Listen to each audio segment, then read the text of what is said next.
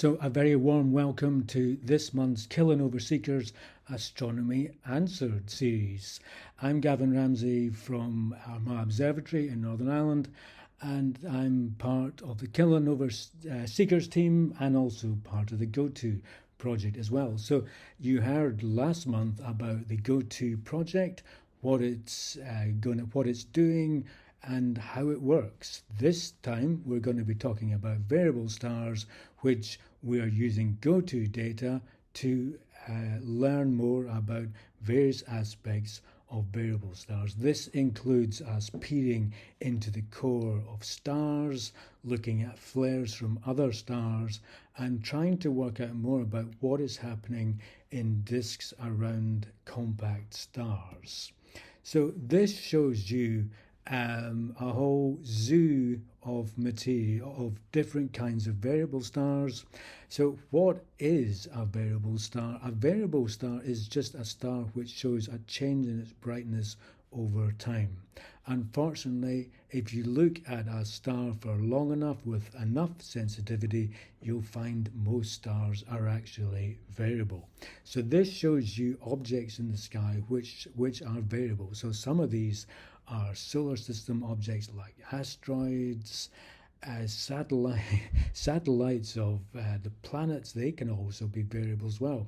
But the cores of active galactic nuclei, they can show variability as well. But most of these little blocks here you see are actually stars, whether they're single stars, isolated stars like the sun, or stars which are in a binary system with another star. So we're going to look at just a number of these, including stars which show pulsations, stars which are binary stars which show eclipses, stars which show eruptions, and stars which show short duration flares. So the first of these I'm going to look at, this is actually the first known variable star which was discovered. And this was discovered by the ancients. This is called Mira, which means wonderful in Latin. And we now know that this is a pulsating red giant which pulses on a period with almost a year. On the right top hand side, you'll see the difference between maximum light and minimum light. When it's at minimum, it's basically got a titanium oxide. It's called a bit like a sunscreen here. It's kind of shrouding us from seeing the actual star itself. In maximum light, that is gone, so we can see actually the star more clearly. And in the bottom right, this is just showing you how the size of the star. This is the redder circle here. It basically shows you that the star would go out to Mars if it was in replaced the sun, and the outer envelope, this screen, will go into the asteroid belt. And what you shows here, this light curve, this what a light curve is, it just shows you how the star's brightness is changing over time. And this is data from the last 2 years from the AAVSO data set. So we know that pulsations also occur from many types of stars. This is called a delta Scuti type star, and this is in an open cluster, NGC 2264, and these are observations made using the satellite Kourou. This was a French-led satellite which precursed Kepler. And you can see here, this shows you the brightness of the star changing on a periodic way, on a period of every 24 minutes, but it shows this quite strange beat signal as well, because there's actually more than one period. And this data like this allows astronomers to determine the mass, the age, and how fast the core of the star is rotating. On the right hand side, this shows you what's called a Hertzsprung-Russell diagram, where stars are getting hotter towards the left and more luminous going up. And you'll see there's a instability strip there which goes through many types of stars, and they are unstable, and they show pulsations which we can measure, and they are variable stars. There's also an instability strip which goes through the white dwarfs, and they can show variability, these pulsations in the cores of white dwarfs as well, which we can get the age of these white dwarfs. We also know that many stars are actually part of binary systems, so they have two stars which are orbiting around a common center of gravity. You can see at the top we've got a schematic. When in this particular binary system, we view the system so much so that one star basically eclipses the other. And then you can see in the bottom left-hand side, this is what the light curve looks when there's a very sharp drop at primary eclipse. And by we can model these light curves, and from that we can determine the mass and the diameter of these stars and use this information to test models of evolution of stars. On the right-hand side, we've got a much more compact binary system, which is composed of two white dwarfs, and this has an orbital period of 8.8 minutes. So during the course of this talk, this particular binary system will have orbited once. So the two stars will have orbited around each other in one orbital period during this talk, which is quite an impressive thing to really think about. And so these particular very compact binaries are predicted to show a lot of gravitational radiation, which we expect that the LISA spacecrafts, which will be due to be launched somewhere in the 2030s, they will be the first types of system which LISA will detect. We can also see variable stars due to the rotation period.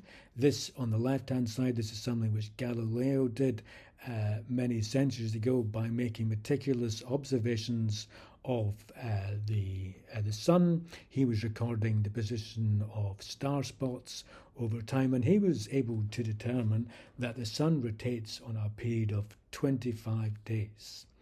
A much more rapidly rotating star is in the top right here. This is 3 days of observations of a low-mass star obtained by Kepler, and this shows a rotation period of 0.6 days.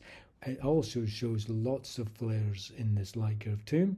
In the bottom right-hand right-hand plot, we have the light curve of a solar-type star, which has a rotation period of about 3 to 4 days, and it also shows flares as well. So this is something which I've been looking at for many years. This is called their eruptive systems. These are accreting binary systems, and this particular one is called a cataclysmic variable. This is a binary system where a white dwarf, which is a very compact star, is accreting material from a red dwarf star, a less massive red dwarf star, and they have orbital periods roughly several hours. So this is a cataclysmic variable called SS Cygni.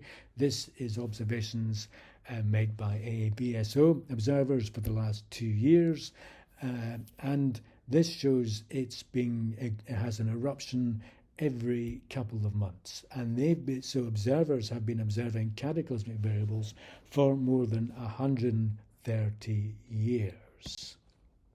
So one particular cataclysmic variable which some of you will know about, and actually some of you may have helped discover, is an object called GOTO 0650.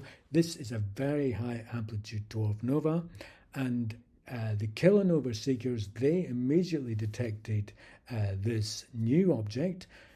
There's a very faint star on top of, below, as it were, this star. You can see in the middle, this is what it normally looks like, this field, and on the left-hand side, you've got this new star, this new transient system, which Kilonova Seekers were instrumental in detecting. So this is another cataclysmic variable. So this is observations which Tom and Lisa have been helping coordinate since then, and there's some amateur observations here too. You will see on the left-hand side it started off very bright, and then there was a sudden drop in brightness when the accretion disk suddenly became much cooler, but then it re-brightened. It got hot enough when there was basically some kind of wave, a heating wave, heated it up again until there was a very rapid drop. However, you can see about day 35 there was another it's called an echo eruption, and this had a series of echo eruptions which got increasingly more frequent, and we now think that essentially it's finished. It's accreting outburst behaviour, and this will now gradually go back to what it was prior to the eruption. And it's observations like this which helps us give more insight into what's happening in the physics of these accretion disks. Stellar flares, so we've touched on stellar flares before. This shows you observations from the 1970s made using a photomultiplier tube. This had a very high time sensitivity, so it was able to record precursor events, two precursor events, and this is from, again, a low mass star. So it's what causes these stellar flares is quite similar to observations when we see flares and coronal mass ejections from the sun. The physics are related to magnetic fields and strong magnetic fields which cause these flares.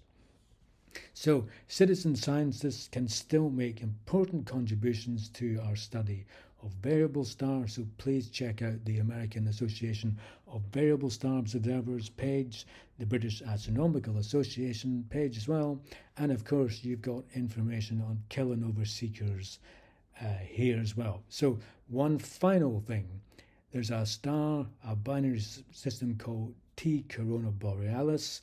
You can observe it in the spring from the northern hemisphere. This was shown to be in outburst the last time in 1946. The next one is anytime soon. It could happen. It could happen tomorrow. In fact, it might have even happened by the time I'm doing this and you hearing about this. It could reach 9th magnitude. So please keep an eye on for this eruption.